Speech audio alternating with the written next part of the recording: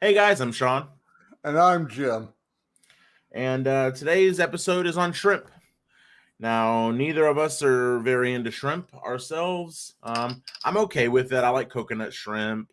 Sometimes I like some like grilled shrimp, things like that. Simple things. But neither of us eats a ton of seafood. Yeah, with the exception of lobster, which is I'll take it or leave it. I don't eat seafood. That doesn't mean I don't like fish. If you've been watching us and you saw our fish and chips episode, Right. but seafood, shellfish, I can do without.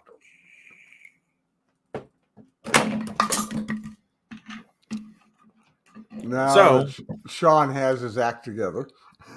we're gonna start with Jim's video this week. I think they're both pretty short. I know mine comes in just over 5 minutes. So, Oh wow, mine came in longer, about 12 minutes, 12 or 13, I think. should we flip the script and do mine first? Now let's do yours. Uh, okay. Let's do yours. All All right. right. So go ahead and get it up there. All right. Let's see what's going on here. This time, since Sean bit so much, I never showed my prep. I'm going to show it this time. First, I'm going with a batter. A lot of the coconut shrimp go for a three-station dredge setup, but based on my experience with fish and chips, I like to use a batter where I'm going to coat something afterwards. I was thinking that the coconut would stick to the shrimp a lot better. My basic batter is no, that's basically true. But here I've got flour, some cornstarch, baking powder. I was adding lemon pepper, a lot of lemon pepper, and a little bit of paprika. Just mix it up.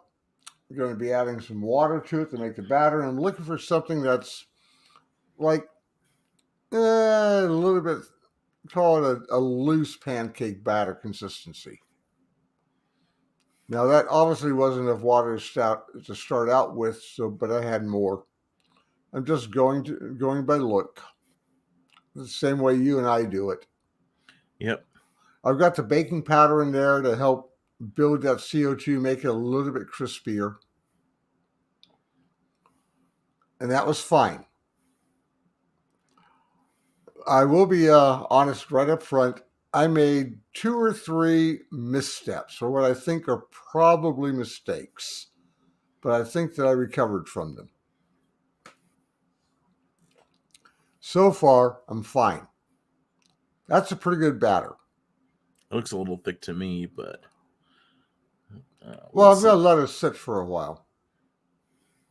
In fact, I probably overmixed it a tiny bit, but it was fine. Actually, it might not have been thick enough if I'd gone with a larger shrimp. Dude, clean your No, stove. well, it's clean now. That just happened. Here, I'm just getting the rice going. And this time I tried going with the one knuckle measurement. I'm using jasmine rice, added a little bit more water, got to one knuckle, got that going. That worked just fine. Yep. One knuckle is what I do in my rice cooker. It actually wound up being 2 cups of rice and 2 3/4 cups of water, Yep.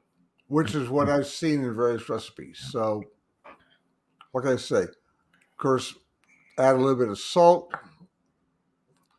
And I brought this up to a boil.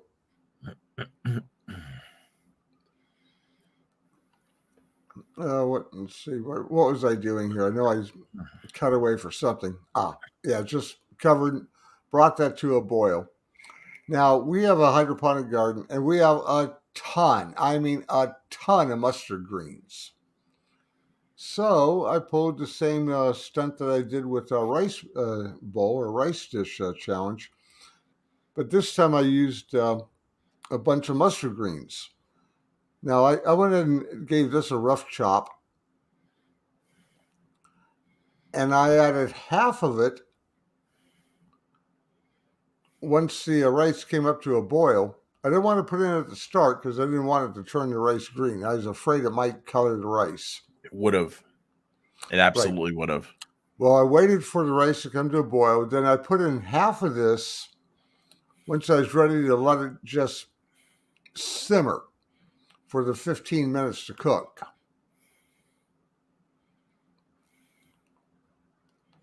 And I reserved the other half, and I put that in once it was time to fluff up the rice. And that worked out great. So I presume this did not turn your rice green. Nope, it did not. Okay, that's surprising, actually, in and of itself. I was happily surprised. Hey, I'm experimenting with this. But using that chard before worked. It infused a great flavor. And what I wanted here was for the mustard greens to infuse a slight peppery flavor to the rice. Do you feel like you accomplished that? Yes, it's a technique I'm going to use from now on. It works. Here I'm making my my dipping sauce. Okay, is that grenadine you're pouring there? That's grenadine. That's what I'm using is a half cup of grenadine. One of the few times you'll see me measure because I wanted a 2-to-1 ratio of grenadine, in this case, white wine vinegar. This is an interesting recipe. Well, almost every, go ahead and pause that for a second. Almost every sweet and sour recipe I saw, if it wasn't terribly complicated with a dozen or 2 dozen ingredients, involved only 3: sugar, water, vinegar, and then either ketchup or red dye to put the color in it. And see, the ones that I've seen are actually just 2 ingredients. Well, at least for coconut shrimp, I should say, because it's typically just chili sauce and marmalade. Yeah, well, I was going for a sweet and sour dipping sauce. Gotcha. Okay. And the grenadine and white wine vinegar in a 2-to-1 ratio was great. Go ahead and start it running again. Sure. So I start with that. Added a little bit of soy sauce to put some salt into it. I mean, I could have just used salt, but come on. Or just sprinkle a little MSG in there. Yeah. But probably how I would have gone about it to preserve the color. Actually, this didn't alter the color that much. Okay, it looks like it got significantly darker with the soy sauce. A little bit, but not really. Okay. Then I brought that up to a low boil, then dropped it down a bit to a simmer, and I added a cornstarch slurry to thicken it. In this case, since I used such a small amount of liquid to start with, I wound up going with a half teaspoon of cornstarch and about a tablespoon of water. Mm-hmm. As you see, I did thicken up. Yep. It's still not a very thick sauce, but it's definitely thicker than it was. For sure. And once that's ready, I can just set that to the back burner. Here I'm bringing up water. It's going to be used to steam some broccoli. Now okay. back to the rice. It's time to fluff. That's been sitting in there just steaming for like 15, 16 minutes. It does look like the rice took on a slight yellow tinge. So, but that's okay. Yeah, that's fine. That's fine. Yellow's fine. Green would not be. Right. I'm not critiquing it, other than just noting that it does look like your greens did slightly change the color of your rice. Not much, but a little bit. Yeah. Now, as you notice, that's pretty sticky, which is good rice. Actually, that's what you want. Yeah. Because the Japanese and Chinese, they eat rice with chopsticks. And you wonder, how can you eat rice with chopsticks? Because it sticks together. Yeah, it's sticky. And now I add in the rest of the mustard greens, because those are going to wilt just from being stirred in. Yeah, absolutely. Right. Like I said, we have a shitload of mustard greens.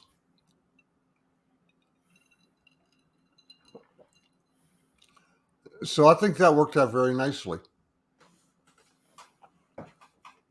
And I'm going to use it again, use this technique again with other greens. Now, is that a long grain rice, medium, Yeah, short? I was using jasmine. Jasmine. Okay. Yeah, Thai You said, jasmine. you said that, and that's a long grain, Yeah, correct? correct. And I made much more than what was needed for that night. Hmm. But what was left over, you know what I did with it on Sunday. Made fried rice That's right. the proper way. Uh, I would assume, at least, yes, or yes, closer to the proper way. it was the proper way. Yes. Hey, come on. I said when I made our fried rice challenge that I was doing a poor man's fried rice. Okay, the batter's been sitting. Are these Now, already? Wait, are these already cooked shrimp? yes, that's my first possible misstep. Oh, absolutely. Because if you fry already cooked shrimp, you're going to end I up with well, pretty hard shrimp typically. well, I recovered. Uh, Now I can't wait to see this. I was using a 51 to 60 count shrimp on this because I wanted bite-sized shrimp, Yep. and I thought that would be fine. And if I wasn't doing coconut rice, that would be true. However, you'll see why next time I do this, I'll use the larger 30 to 40 Yep. or 20 to 30. 20 to 30 is what I typically use when I'm Right. making coconut shrimp. Is I use a So, I make yeah. a very I take a very and I take a jumbo shrimp is what I take. Well, I was thinking that I want bite-sized shrimp because in theory you could use chopsticks on this without, and it'd be great. Well, I mean, you can pick up a whole steak with a set of chopsticks if you know how to use Yeah. them. Right. Anyway, so I Sorry. got them all in the batter, and now I put them all into the coconut. And as you can see, that batter might not have been thick enough. And this one I thought, oh, I could just shake this up. Wrong. Didn't work. So now I'm mixing it No. in. Hey, that's what hands are for, right? Yeah, I suppose. I would have just dipped them in individually. Well, I just went through, and the coconut was not sticking. And that No. coconut was extremely moist. I was using sweetened coconut. That should have been fine. But okay, pause for a second. I I looked at the unsweetened coconut, the packages they had in the store, and the shredded coconut, it looked way too small, like almost rice sized. So I went with this because that's what I think of when I see coconut shrimp or Yeah. The long shredded coconut. strands. Yeah. Right. As you can see, it did not stick that well. So No. go ahead. Let's go. I got my deep fryer preheated up to 375. And I load up the basket and I put out a layer. And as you can see, right, that coconut did not stick to the shrimp. No. Are you cussing right now? Is that what's going Yes. on? Yeah. In the future, I'm going to use larger shrimp and smaller shredded coconut, a more finely shredded coconut, Yes. and a thicker batter. Yes. Another alternative would have been to put the coconut in your batter. I don't think that would have helped. It may have helped. That's a thought. So I put out a layer of shrimp. In we go. This isn't going to work. Ah, you're right. But I recovered. Hang on. Pause. Oh my gosh. Okay, you're right. That did not work. Not as intended. As you can see, the coconut did not stick to the shrimp. But No, not at all. I already realized that I made a mistake with cooked shrimp. And it was only in there for like 45 seconds or so. Mm-hmm. So it was just enough to crisp up the coconut without overcooking the shrimp. Okay. So continue. I'm curious for your recovery now because this is a disaster right now. Well, it looks like it. So I got the rest of it in there. Same thing. I taste that coconut. It was fucking delicious. It turned out just fine. So I got the coconut out and the shrimp. And That basket is a freaking nightmare right now. Oh, actually cleaned up really easy. didn't. So here's how I played up. You can pause it. Pause this. Pause this. What I did, I see what you did. I've got the bed of rice. I have the steamed broccoli florets. I took a mandarin orange and put wedges between. That's mandarin orange there. Uh-huh. And I sprinkled the coconut over the dish, and it worked. It absolutely worked.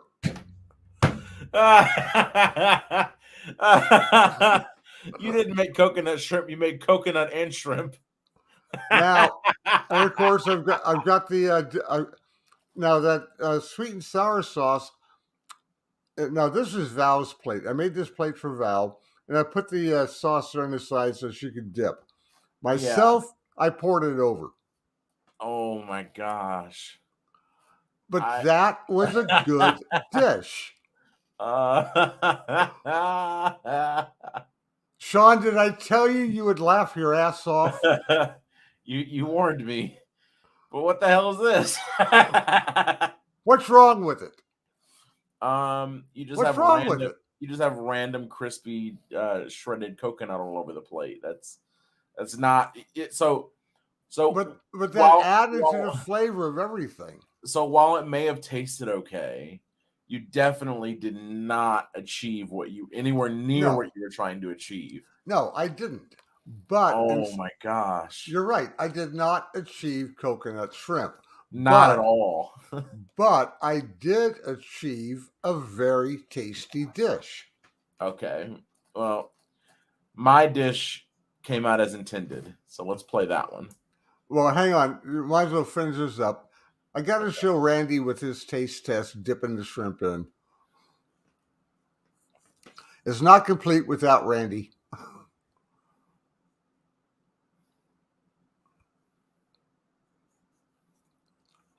At least it wasn't too hot for him this time. All right.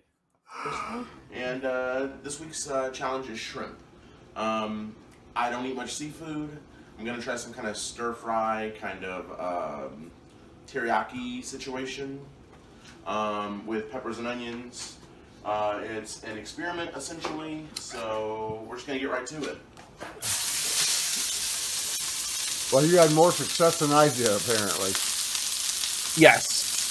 First, we're going in with our peppers and onions, because I know shrimp only takes a second to get done. Peppers and onions. You should have added some celery in there and get the Trinity going. No. Hell no. You don't want to dig into your Cajun roots? Not for Chinese food. For a little while.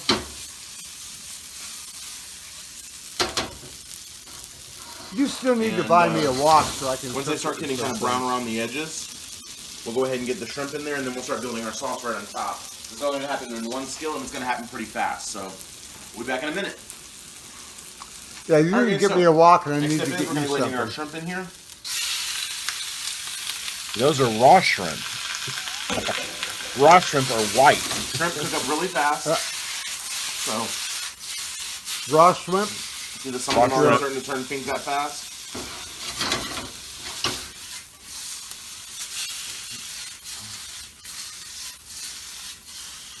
Oh, there's a piece for Mia, or Tia rather. Yeah, we had one go overboard. Lost one overboard.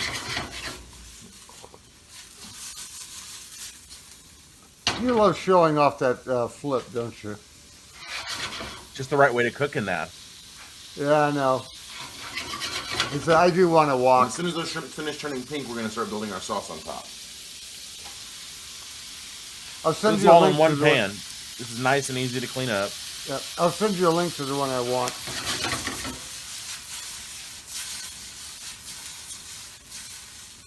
And yes, it's carbon steel. Better be.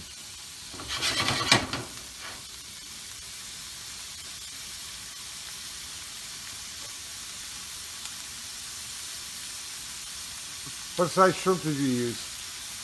51 to 60 count, I think. Oh, same as I did then. Yeah, not big, but tailless. Okay, so mine had tails. Our shrimp are just about cooked through, so we're going to start building our sauce on top because we don't want them to overcook. First, we're going to get some soy sauce down in there. Right. Next, we're going to get just a little bit of spicy chili crisp sauce in there. I like chili that. crisp oil. Chili oil is what it is. Yeah. I use it, but I don't tell Val when I do. The next thing that I want to get in here is some brown sugar. Oh, really? Yes. Well, yeah, that's right. You said you were going with teriyaki. Mm-hmm. Yeah, Val's not fond of sweet, so I got to be careful with sweet and heat. I sneak it in there. And what does she like? A little bit of garlic. Lately, pretty bland. Yeah. No, she worries about starch. She worries about salt. Tossing. We're gonna just kind of take our. We're at a point now where we have to stop tossing because there's just too much liquid in the pan. Yeah. Can't toss that; it'll be all over the place. No way in hell. But that has to reduce or thicken And we're it gonna let this cook somehow. down for a little while. We reduced it for a while, but then Yeah, but that high. That's a back when pretty it's high time to plate. flame at that point. Because that cook is yeah. Okay, guys. Because that shrimp is already done. The teriyaki shrimp has gone ahead and reduced down. We did end up using a little bit of cornstarch slurry in there, just to Yep. get things going. Hey, cornstarch We and didn't want it to be Chinese. too dense flavor-wise. The further you reduce something down, the denser it gets. everything gets So, more what intense we did as you. instead Yep. was we just threw some cornstarch in there. That way we get the consistency we want.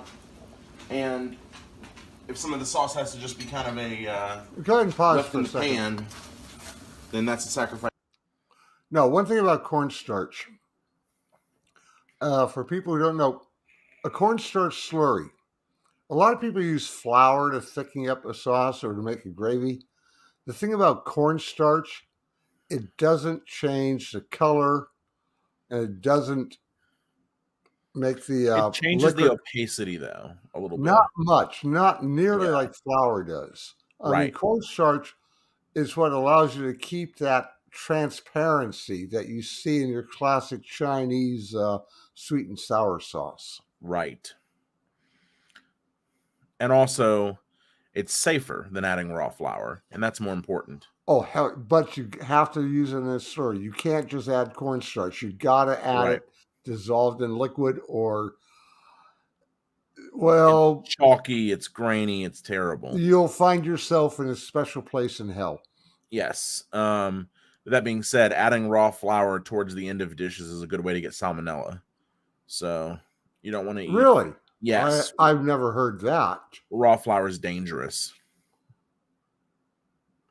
Okay. Raw flour is dangerous. You can use it to coat a pan, but only a pan you're going to bake in afterwards. You know what I mean? Like you can't add raw flour to things. You'll get sick. Yeah. I have never heard that. You can get very sick adding raw flour to things. And salmonella is one of the ways you can get very sick. And how many times, maybe you didn't, but as a kid, we played with homemade Play-Doh made with flour. Mm-hmm. Okay. If you just if you type into Google raw flour, one of the first three things that pops up is one of the first four things that type up is risk, salmonella, and dangerous. Those are the top four responses. Seriously, I just did it. I was curious to see what would pop up. And if you type in raw flour, you get risk, you get tortilla, then you get salmonella, dangerous, E. coli. Those are the answers those are the things that pop up. Raw flour is dangerous. Don't use raw flour in anything. Dangerous. Seriously. You'll God, get sick. and boomers grew up with it. Well, As we make. no comment. Yeah. When it comes right down to it. I like the color on that. What was your rice? It was just a short grain rice. Oh, okay.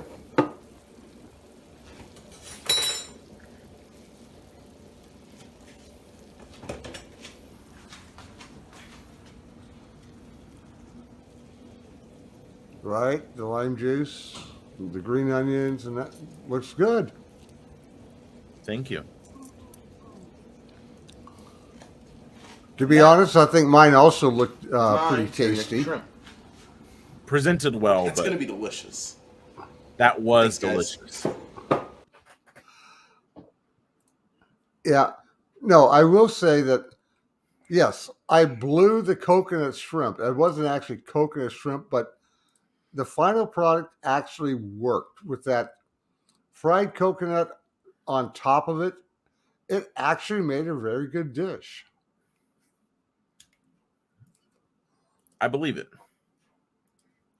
With the bonus that I had leftover rice to make fried rice with the next night.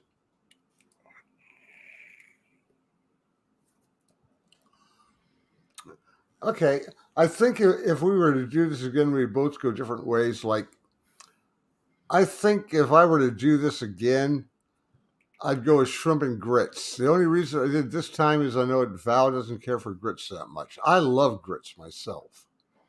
So if I was doing this again, I would have done coconut shrimp, but they wouldn't have come out like those. No, if I were doing coconut shrimp again, I'd use much larger shrimp, a thicker batter, and a finer a finer shred on the coconut. I would not have used sweetened coconut. I would have used unsweetened. That was a much smaller shred. And of course, I would have used raw shrimp instead of cooked.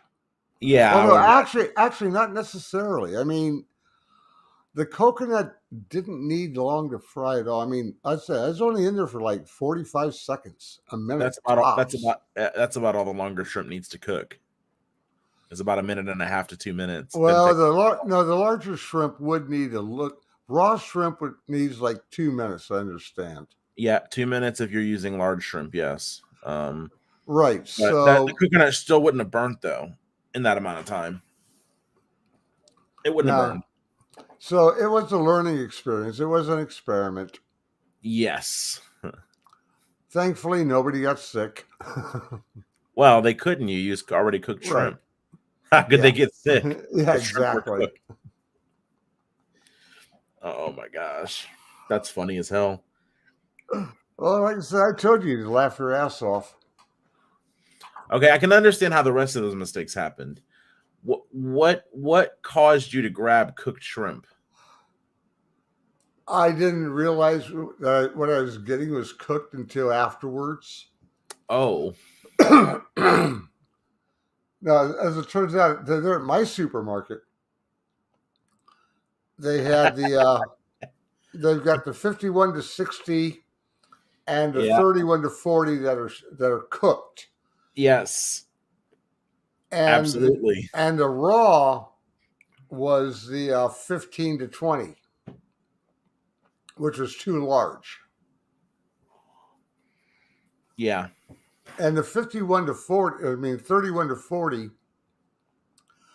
looked too large for being bite-sized. That looked like you would definitely have to take 2 bites on it. Right. And of course, they were tail on also. The larger ones, the raw, as it turns out, when I went back and looked, the raw was also tail on, but cleaned and deveined. Right. Well, deveining is a pain in the Johnson. Right. Yeah, I definitely did not want to buy shrimp where I had to clean it and peel it. Yeah. No, I want it cleaned and peeled. Because I've seen enough shows where I say, nope, I don't want to deal with that. No, it's a pain. If you can get it already done, then good job.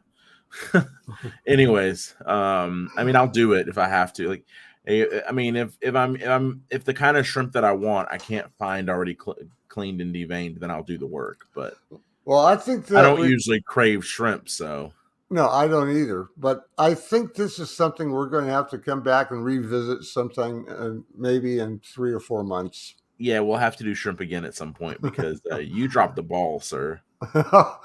You dropped the ball. You may have made something that tasted okay. I did recover. But you dropped the ball pretty bad. And I think that Team Sean takes the W here with low diff.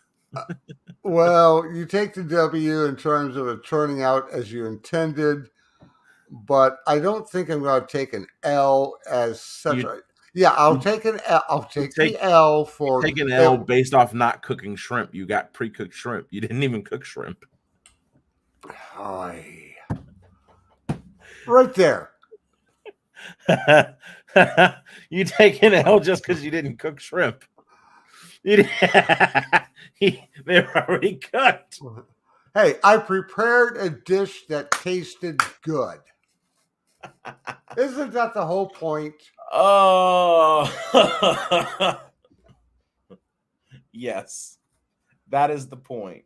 And I even showed my prep work. Oh man, you know what I can't wait for? I can't wait for our guildies to see this one. Oh fuck! Excuse me, I gotta keep it family friendly. I can't say that. I'm gonna share this video to our guild's Discord immediately. Man, oh man. Hey, I'm sorry. Yes, the shrimp. Yeah, but that's overall, that's also part of why it didn't stick. Yeah, but the mustard green rice with the broccoli and the oranges and the dipping sauce. Come on. And also, like, give some props. If you wanted it to stick, what you should have done was you should have gone flour, eggs, coconut. And you should have dredged them individually. Actually, I saw a bunch of different videos on that using the batter versus the 3-station dredge like that. And the batter generally turned out better. Not your time. No, but I know why now. Why? Well, like I say, number one, my batter is actually too thin, even though I thought it was at the right consistency. I think you'd have been safer with thinner, actually. No, it should have been thicker. And number two, like I say, that coconut was a little bit too large on that shred. It should have been finer. For that size shrimp. If I'd been using large shrimp, that would have been fine. Yeah. Well, I would have used large shrimp, but I would have gone 3-stage and I would have packed the coconut on. Meaning I would have taken each one and pressed it down into the coconut. I tried doing that and it still didn't work out. So, well, no, because, yeah. Anyway. Well, it didn't turn out right. But in the end, it actually turned out really good. It was spring with taking that coconut, that fried coconut, and put it on top of the dish. Good. I still got the flavor combination I was looking for. I'm glad that you got the flavor you were looking for, but man, that form was off. Anyways, guys, if you enjoyed this, hit the like button, please. If you want to see more, subscribe and hit the bell to get notifications. And hopefully we'll see you guys in the next one. And if you don't want to see more, hit the like anyway so people you don't like can see it. All right. Later, guys. Later.